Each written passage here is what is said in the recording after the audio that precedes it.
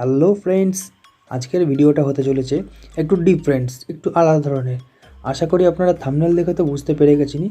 তো চলুন আমি একটুখানি ভালো করে বুঝিয়ে দিই। আজকের ভিডিওটা হচ্ছে বাইকার্সদের জন্যে, যারা বাইক চালায়। বাইক চালান মানে তো আপনার বাইকে লিক হবে, এটা তো জানা কথা বা স্বাভাবিক জিনিস।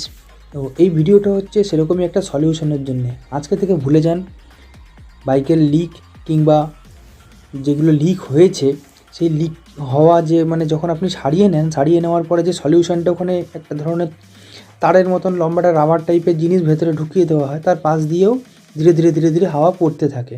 সো লিক সারিয়ে নেওয়ার পরে আমরা ভাবি হয়তো যে লিক সারিয়ে নেওয়া হয়ে গেছে, তারপরে আর হাওয়া পড়ছে না, কিন্তু হাওয়া ধীরে ধীরে হলেও পড়ে, যেটা আমরা বুঝতে পারি না।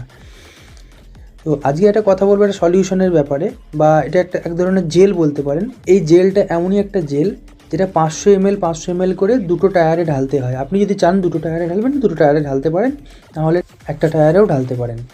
ধরুন আপনার টায়ারে লিক হয়েছে, সো সেই জায়গাটা থেকে পেরেক ঢুকেছে, ধরুন কিছু একটা ঢুকেছে, সেইটাকে বার করে দিয়ে টায়ারটাকে একটু ঘুরিয়ে দিলে 1 পাক কি 2 পাক, সে জেলটা গিয়ে সেই জায়গাটায় যে ছিদ্রটা হয়েছে সেই জিনিসটা ঢোকার ফলে তো সেই জায়গাটাকে গিয়ে ব্লক করে দেবে। তাহলে কী হবে, লিকটা বন্ধ হয়ে গেল, বন্ধ হয়ে গিয়ে ভেতরের হাওয়াটা আর বাইরে বেরোবে না। মানে লিক সারানোর প্রবলেম আর নেই আপনার। তবে এটা কাজ করবে একমাত্র ছোট ছোট লিকের ক্ষেত্রে, বড় লিক হলে কিন্তু এটা কাজ করবে না। তো বেশিরভাগ ক্ষেত্রে আমাদের ছোট ছোট সামান্য লিকই হয়ে থাকে।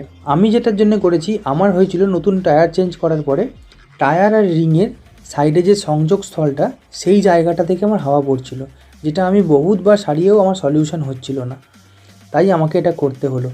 তো এটা করার পরে আমি এখন ভালো রেজাল্ট পাচ্ছি।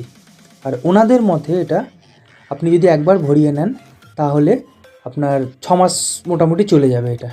আর এটার দাম আমাকে নিয়েছে 350 টাকা, 300 টাকা দাম অ্যাকচুয়ালি 500 ml, আর 50 টাকা তার মেকানিক চার্জ নিয়েছে, 350 টাকা। আমি আমার এরিয়া থেকে ভরিয়েছি, আমি যেহেতু বালিতে থাকি, বালি বাদামতলা পেট্রোল পাম্পের অপোজিটে এটা ভরানো হয়।